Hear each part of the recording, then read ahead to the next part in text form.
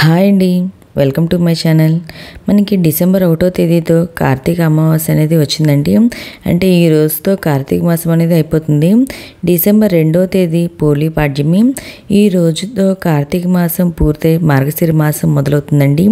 కార్తీక మాసంలో నెల రోజుల పాటు నియమంగా పాటించిన వారు కార్తీక అమావాస్య మర్నాడు మార్గశిర మాసం మొదటి రోజు అయిన పాడ్యమి రోజు దీపాలు వెలిగిస్తారు. పోలీని స్వర్గానికి పంపించడంతో కార్తీక మాసం పూర్తవుతుందండి. కార్తీక అమావాస్య మర్నాడు వచ్చే పాడ్యమి రోజు దీపం వెలిగించి ఈ కథ చెప్పుకుంటే ఆమెలా స్వర్గానికి చేరుకుంటారని విశ్వాసం అండి. ఈ కథ ఏమిటో నేను ఇప్పుడైతే తెలియచేస్తానండి. ఈ కథ విన్నా చదివినా అంతే పుణ్యమైతే వస్తుందండి. పూర్వం ఒక గ్రామంలో ఉమ్మడి కుటుంబంలో 5 కోడళ్ళు ఉండేవారు. వారిలో చిన్న కోడల పేరు పోలి. ఆమెకి చిన్నప్పటి నుంచి దైవభక్తి ఎక్కువ. కానీ అదే భక్తి అత్తగారికి నచ్చలేదు. కారణం తనకంటే భక్తురాలు మరొకరు ఉండకూడదు, తనే నిజమైన భక్తురాలు అనే అహంకారంతో ఉండేది. అందుకే చిన్న కోడలైన పోలితో పూజలు చేయనిచ్చేదే కాదండి. కార్తీక మాసం వచ్చినప్పుడు కూడా మిగిలిన కోడలని తీసుకొని నదికి వెళ్ళి స్నానమాచరించి దీపాలు వెలిగించుకొని పూజలు చేయించి వచ్చేది. కానీ పోలిని పట్టించుకునేదే కాదండి. కానీ తనకి ఎలాంటి సౌకర్యం లేకుండా చేసేది. పైగా కానీ పోలి మాత్రం బాధపడేదే కాదు. అత్తగారు తోడుకోడళ్ళు అటు వెళ్ళగానే పెరట్లోని పత్తి చెట్టు నుంచి కాస్త పత్తి తీసుకొని కవ్వానికి ఉన్న వెన్నను తీసి పత్తికి రాసి దీపం వెలిగించేది. ఆ దీపం ఎవరికంటా పడకుండా దానిపై బుట్ట బోర్లించేదండి. ఇలా మాసమంతా సూర్యోదయానికి ముందే స్నానమాచరించి నిత్యం దీపారాధన చేసేది.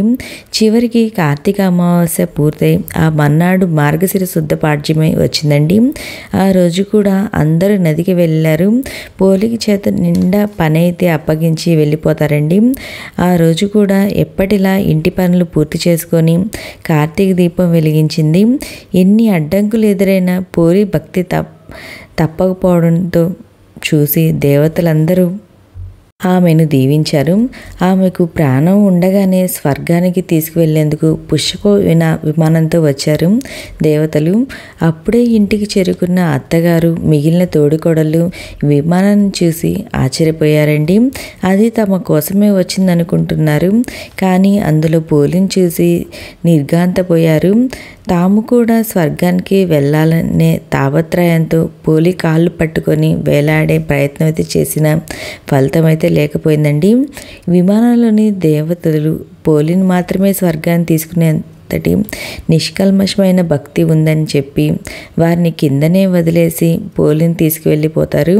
అందుకే ఈ రోజున అంటే మార్గశిర శుద్ధ పాడ్యమిని పోలి పాడ్యమి లేదా పోలి స్వర్గం అని అంటారు.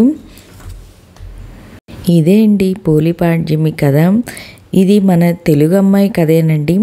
మీకు ఈ వీడియో నచ్చినట్లయితే లైక్ చేయండి, మీ ఫ్రెండ్స్ అండ్ ఫ్యామిలీ మెంబర్కి షేర్ చేయండి. ఈ కథ విన్నా చదివినా అంతే ఫలితం అయితే వస్తుందండి. ఓకే అండి, థ్యాంక్ యూ ఫర్ వాచింగ్.